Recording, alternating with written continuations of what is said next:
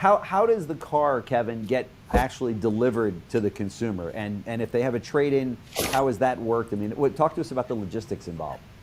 Well, they're going to have a choice. I mean, we can set up to either deliver to their home Okay.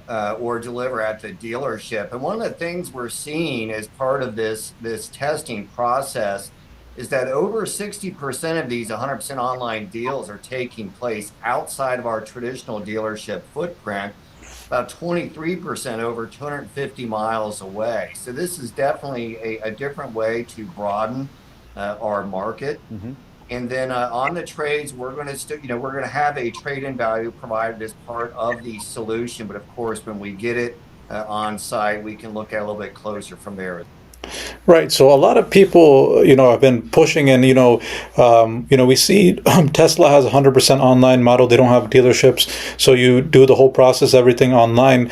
It's a great thing, and it works really well for if you're buying a new car, because basically with a new car, for the most part, people know what they're getting, and it's not like a used car. Now, the challenge comes with smaller dealers and people like us who are selling used cars. The challenge comes when it comes time to sell a $5,000, $6,000, $7,000 car.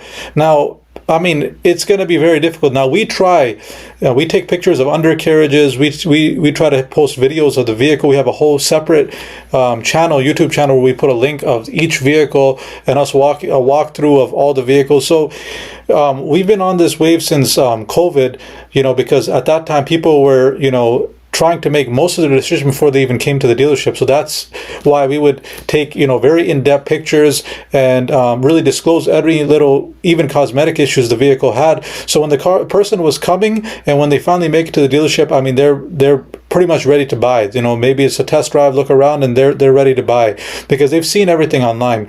The challenge comes, with the used cars, though.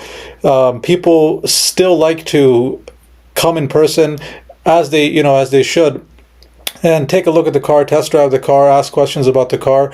So this is a great business model. Carvana tried this. I know CarMax tries this a little bit, where they do 100% online. But even though Carvana sells newer cars, they had a lot of problems with this business model, and a lot of people complained and made a lot of issues and complaints about the vehicles. So I like it.